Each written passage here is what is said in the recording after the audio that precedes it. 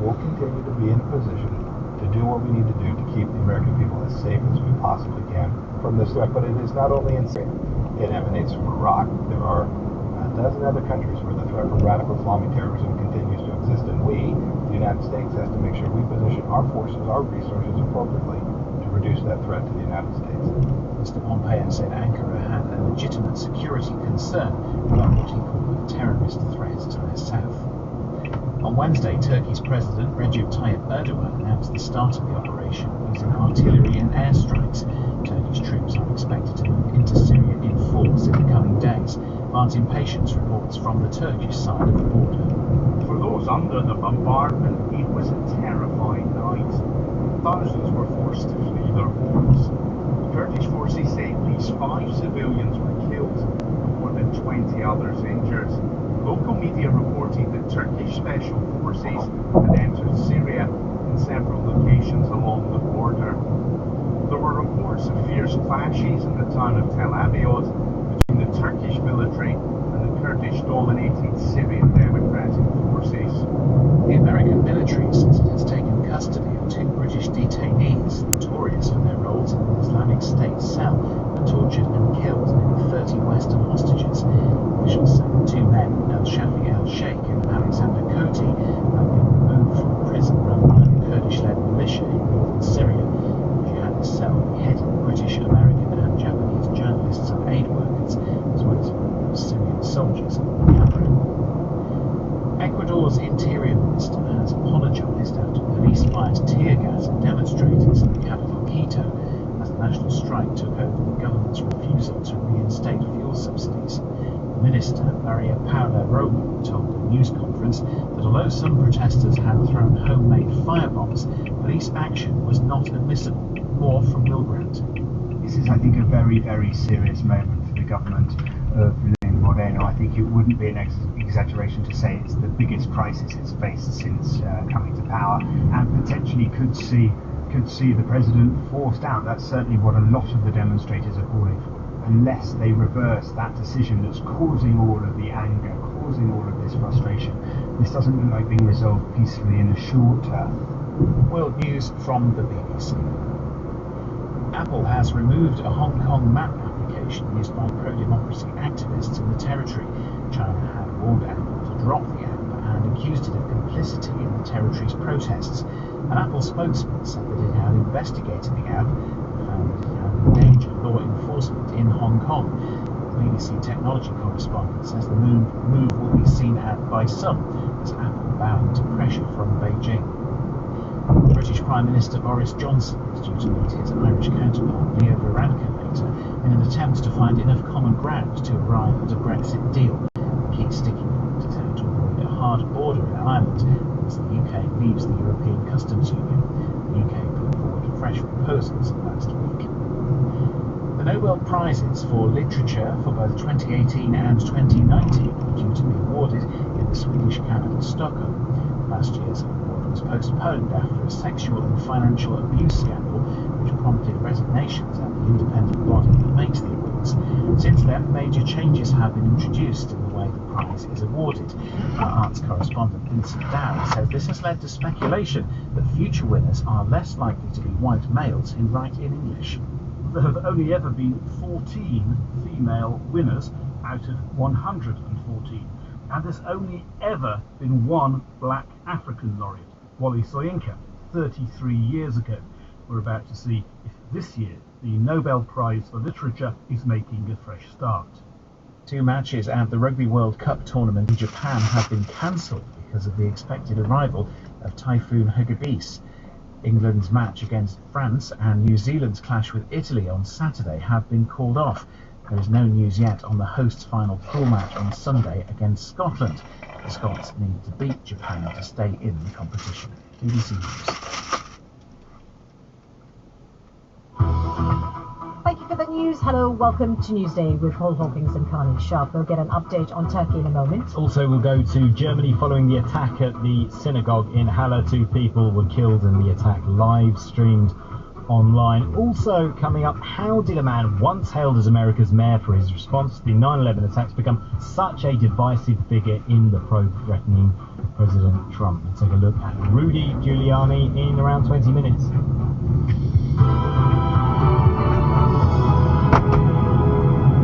But first we start with Turkey, where on Wednesday the military began its offensive against Operation Peace Spring, an incursion into northern Syria, just days after President Trump controversially withdrew US troops from the area. The assault began with air raids and with artillery attacks. Towns and villages have been hit, and residents were seen fleeing the hit areas in panic. The Turkish President Recep Tayyip Erdogan said his aim was to destroy what he called a terror corridor on his country's southern border, adding he wanted to bring peace to the region. But the people he has just attacked, the Kurdish fighters or the YPG, have played a central role in the US-led battle against Islamic State. Frederica Gerding is a journalist specialized in Kurdish affairs, and she joins us now. Good morning to the program, Frederica. Good morning. You're not in the region, but you are keeping an eye across the situation there. What are you hearing? Well, last night Turkey tried to start a ground offensive, or they removed blocks from the border wall that they've built on the border between Turkey and Syria. They tried to get in at the town of Serkaniye. This is also where most of the bombings are taking place. But for now, they haven't been able to get in, but I'm sure sooner or later they will be successful. Well, we've been hearing that from the Kurdish side that some of the civilian areas have been attacked. What have you heard? Have there been any casualties? Yes, apparently they've been hitting civilian areas because civilians have been killed also around Kamishlo, one of the main cities right at the border. A Christian family, 2 people in a Christian family were killed, which also shows again that it's not just about Kurds in this area. It's a very mixed area where also other groups are living, and for now I think some 8 deaths have been confirmed, but I'm not sure if it's gone up high or... Now this is a very fragile region, Frederica. We understand that there are many so-called ISIS fighters there that have been captured. It gives them a potential opportunity, doesn't it, to actually break out, because that ideology that IS fighters have still exists, if not within the camps, but in that region itself. Yes, and the thing is, it could be that soldiers or SDF fighters that are guarding the camps are called to come to the front line, so that the security around the camps will decrease, which makes it easier, of course, for people to escape. But also, it's not only about Al-Hol camp, where the women and the children are, it's also about the prisons where the male ISIS fighters are being kept. And they are much closer to the border and within the area that Turkey initially wants to take. So that is much more fragile even. Which has been the major concern since this story of the US troops being withdrawn from the area broke earlier in the week. Now, the US military has taken into custody 2 of the so-called Islamic State fighters nicknamed the Beatles. They were responsible for the execution of Western hostages in the area. Do you have any more details about that? No, I've seen it, but I don't have any more details about that. But what I want to stress also is that there are cities right along the border there. We are focusing on the ISIS fighters, and that's of course very important if they get, that's what Europe should have taken their fighters already back, so they could have been taken back in a controlled way. If they are going to escape now, they're much more dangerous. But there's a big civilian risk here. All the cities, the place that Turkey, the area that Turkey wants to take, hundreds of thousands of people are living there. There are big cities there, and that is a great concern for the people actually living there. Okay, thank you very much. That's Frederica Gerding, who's a journalist who's just joined us and has given us an update of the situation in the northeastern part of Syria. Let's get the view from Turkey then. Here is how NTV, a Turkish private broadcaster, announced the attack. Ekrana da arkadaşlarımız manşeti attı. Fırat'ın doğusuna harekat resmen başladı. Dediğimiz gibi So he's saying the operation to the east of the Euphrates has officially begun. There was verification needed previously, but Ankara has announced the launch of Operation Peace Spring. Let's speak to William Armstrong, a journalist with BBC Monitoring based in Istanbul. William, what are the headlines there this morning? Well, this is obviously still a major story. The operation started yesterday. It started as an air campaign, and there were reports last night that a ground operation had started, ground incursion across the border into northern Syria. So obviously the story is dominating media coverage. A lot of that coverage is very positive in terms of this campaign. It's very nationalistic, quite jingoistic. There's TV news stations reporting from the border, showing footage of Turkish jets with the bombing raids. They're also broadcasting maps, of course, of the region, showing the areas that Turkey wants to take for what it calls a safe zone across that border. Press coverage is also, of course, very extensive. This morning, the front page of Sözcü, which is a popular nationalist newspaper, has a front page showing smoke rising after an air raid, and a headline saying the traitors have become smoke. So that gives an indication of the mood among many here. And how is President Trump mentioned in that media coverage?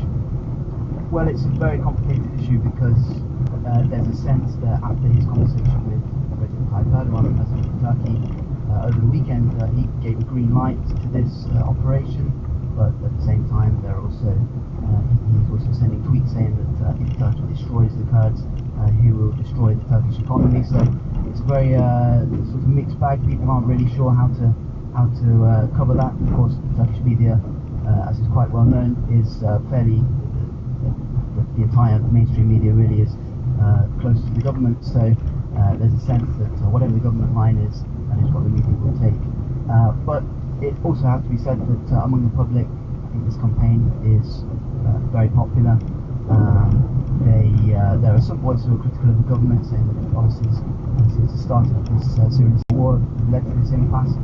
But Turks across the spectrum really have a very deep respect for the country's military. It's really ingrained in the culture, so it perhaps shouldn't be surprising that a big portion of the population looks like it backs this document. All right, many thanks, William. That's William Armstrong, a journalist from BBC Monitoring, based in Istanbul in Turkey, where 15 to 20% of the population is Kurds. There's lots more on the history between Turks and Kurds to give you more context to the conflict there. There's more on that on our website, bbcnews.com.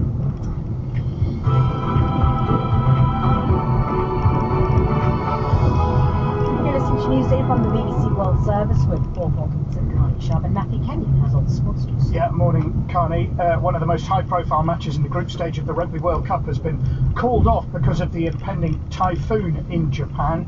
England-France would have determined who topped their pool. They both have already made it to the quarter-finals, but it has been cancelled ahead of this weekend's expected arrival of Typhoon Hagibis. Another very important match for Italy has been called off against New Zealand, and that means that the Italians cannot qualify. The organisers also say they are watching closely for the potential impact of the typhoon on Sunday's match between Scotland and the hosts Japan. Now, Japan are in pole position to qualify from their pool at the moment, but if the Scots win that game, then they might pip them to a quarter-final spot. That's going to be a difficult call for the organisers.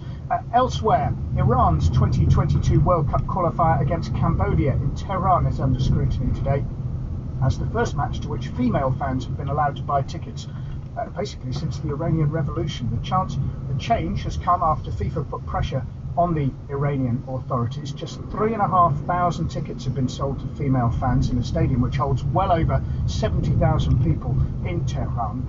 FIFA say they're watching for the long term. Women have to be allowed to go to games, they say. Well, I've been talking to Sarah, who's a female fan who will go to the match later. She says this could have happened much sooner because it took a high-profile death to force the change. To be honest, I'm not very happy about that because they could have done it before someone got killed, and as you know, the blue girl set her on fire, and they're forcing, but they're not putting enough pressure. Otherwise, there would be more sections for women, more seats available, and they're just happy with this little step, but Yes, it's not enough. the blue girl you mentioned, a female football fan, Saha Kodayari, who died after setting herself on fire, having been arrested for sneaking into a football match. How much of an impact has that had in Iran? Yeah, I think it was a waking up moment and got the attention everywhere around the world to this matter. Before that, no one really cared if women allowed to enter the stadium or not, but doesn't worth it for someone, for a young girl to die. Obviously her story makes it clear that female fans do go to games undercover, as it were. She can't have been the only one, it does happen. Is this openness allowing female fans into this international game, has that been said that it's going to cross over into domestic matches, for instance? You know,